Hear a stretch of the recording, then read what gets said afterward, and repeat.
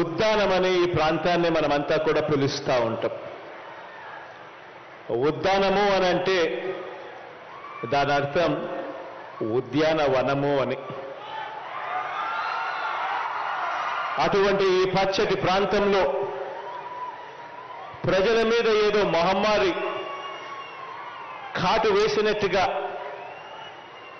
ఇక్కడ ప్రజలకు కిడ్నీలకు సంబంధించిన అనేక సమస్యలు, దానివల్ల అనేక కుటుంబాలు వాళ్ళ జీవితాలన్నీ కూడా అల్లకల్లోలం, ఇవన్నీ కూడా మన కళ్ళ ఎదుటనే కూడా కనిపిస్తా ఉన్న సత్యాలు.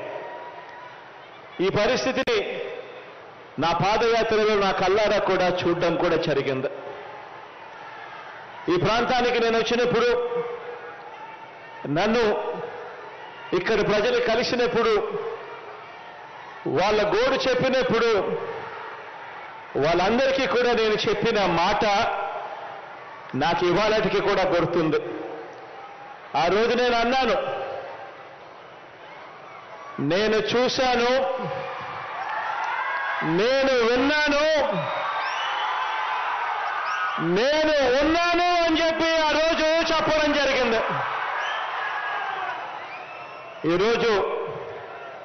ఆ రోజు కూడా నాకు బాగా గుర్తుంది.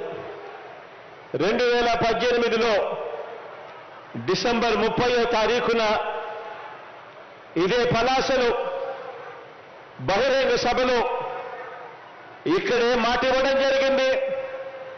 అధికారంలోకి దేవుడి దయతో మీ అందరి చల్లని దేవుళ్లతో మనందరి ప్రభుత్వం ఏర్పడిన తర్వాత ఇక్కడే 200 పడకల kidney research super speciality hospital తీసుకొస్తామని చెప్పడం జరిగింది. కిడ్నీ సమస్యలకు శాశ్వత పరిష్కారం చూపించే దిశగా అడుగులు పడతాయి అని కూడా చెప్పడం జరిగింది. ఈ వీడియో కనుక మీకు నచ్చితే లైక్ చేయండి. మా ఛానల్ని సబ్స్క్రైబ్ చేసుకోవడం మాత్రం మర్చిపోకండి.